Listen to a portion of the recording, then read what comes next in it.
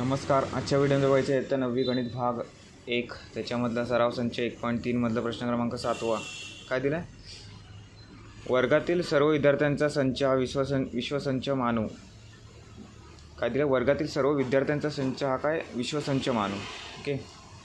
त्यानंतर गणितात 50% किंवा त्यापेक्षा अधिक गुण मिळवणाऱ्या विद्यार्थ्यांचा संच ए मानला. संच ए बरोबर काय? गणितात 50% किंवा त्यापेक्षा अधिक गुण मिळालेले विद्यार्थी. तर एचा पूरक संच लिहा. एचा पूरक संच म्हणजे ए डॅश. ओके. जी संख्या एमध्ये नसणारी परंतु ए डॅशमध्ये असणारी. ओके. म्हणजे काय ते तुम्हाला सांगतो. आता विश्वसंच म्हणून काय? यू बरोबर वर्गातील सर्व विद्यार्थ्यांचा संच. वर्गातील सर्व विद्यार्थ्यांचा संच म्हणजे काय? यू विश्वसंच. त्याच्यानंतर संच ए बरोबर काय? गणितात 50% किंवा त्यापेक्षा अधिक गुण मिळवणारे विद्यार्थी. ओके. हा संच ए झाला.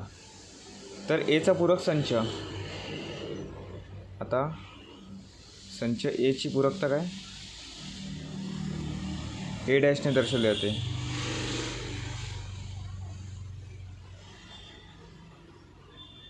ए डॅशने दर्शविली जाते.